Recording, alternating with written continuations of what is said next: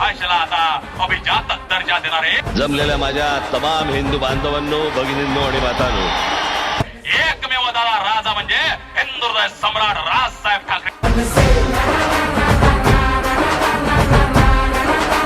त्या मराठी भाषेसाठी त्या आमच्या ढाणवारायांच्या काळापासून माझा मराठीचा बोल कौतुके मृताने जिंके. महाराष्ट्रामध्ये एकमेव सुपुत्र असा जन्माला आला की दादा तो पहिलेपासून आतापर्यंत त्या मराठी भाषेसाठी लढला. मराठी भाषेला आता अभिजात दर्जा देणारे एकमेव दादा राजा म्हणजे हिंदुहृदय सम्राट राजसाहेब ठाकरे. धाडसी करारी राजसाहेब आपले पाठीशी असताना डरायचं ना.